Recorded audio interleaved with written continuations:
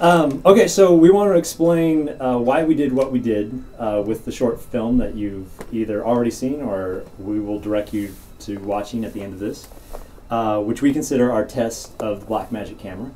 Got the camera a couple months ago, and you and I went out with your teeth to your eye, which we're using to film this, and the Blackmagic, and we did some side-by-side comparisons. One of the things we noticed when we first did test shoots with it is it made everything look better. It made everything look more cinematic. There was like a shot of my dog in the park that was horribly lit, and it looked like a movie.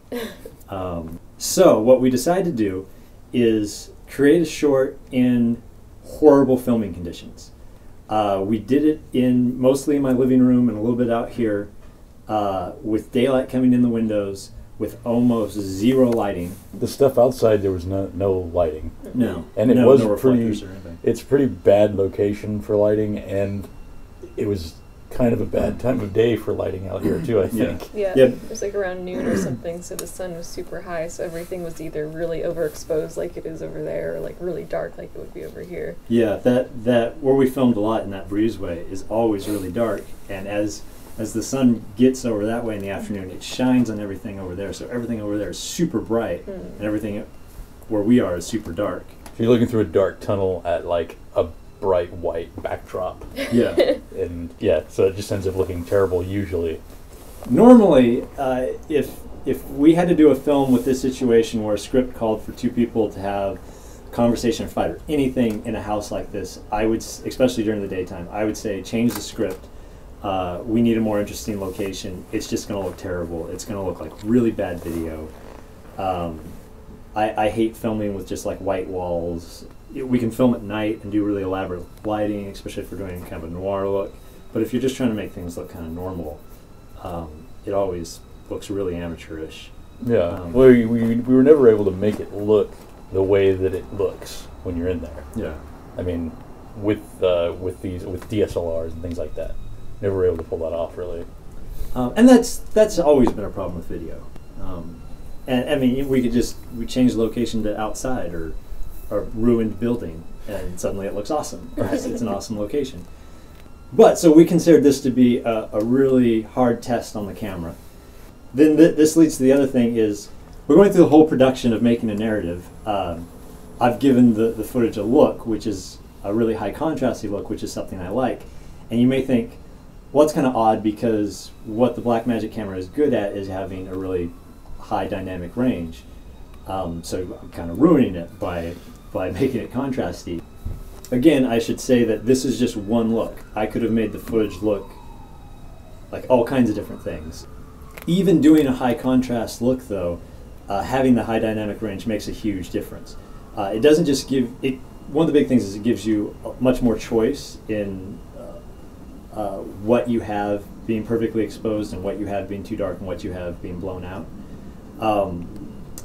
But even on top of that, the dynamic range allows where it's going from exposed to blown out to being really smooth, not giving like a harsh line on the edge of somebody's face that kind of gets broken up and looks like a weird sketch thing. People's hair you can still see, especially Cassie, well, both of you have really dark hair. You can still see their hair. It's never just this black shape on their head. Yeah. Well, it's strange that you can see like Cassie like has red like in eye, like when there's an edge light or something.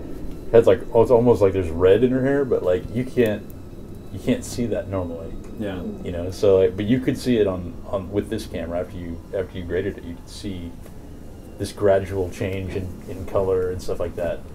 Normally, it's really harsh. I mean, in my experience, it's like one color to the other, or one is completely missing. Yeah. So other things about this camera, it does have kind of a rolling shutter problem. So the whole second half of the short that we did has handheld footage, and that's on purpose because I like to do handheld photography at times, and I wanted to see how much of a problem it would be. Premiere, and I think After Effects now too, has a rolling shutter fix thing, which actually works really well, although on this footage I didn't use it because I wanted to just see how bad it would be with the camera, and really when I was actually filming it. Like I know there's 3 shots where I can spot it, but it's not enough to be distracting. I haven't noticed it. Good. I should point out that I have this huge lens on here just to look impressive. We didn't actually use that lens. I used that for filming races. He shot the whole entire film from across the street. In case you're wondering, almost every shot was done with this guy, which is a Sigma 17 to 50 2.8. So this is illegal too. We had to go inside because everybody in town started mowing their lawns at the same time. So we made a film. So we made a short film, just kind of thrown together thing. You probably spent more time editing it than we did. I spent more time color grading it than anything else. And that's one of the major differences, though, is you can't really, you have to process all the footage. Yeah. Before you can do anything with it. You have Blackmagic calls it a digital cinema camera, and I think that's actually a good term because you can't treat it you can't treat it like video if you're going to shoot in RAW with or even in the compressed modes with the film gamma. It's got presets where it'll just act like video, but with the way we shoot, everything has to be processed. You think of it like processing your film, like developing it and making sure it's chemically balanced and all that kind of stuff. Right. So you can't just take it into Premiere. You can. Or you can, but it's not going to look right. Yeah. And you shot it in RAW. You shot this one in RAW. Yeah. So most of the filming I've done before this, I've used the DNX HD. I haven't used ProRes. Just I did some tests with it. I don't usually edit on a Mac, so it wasn't going to do anything for me. Where I can take DNX HD into Premiere and into Resolve and out of Resolve and into Premiere and out of Premiere. So I can keep it all the same quality and same format.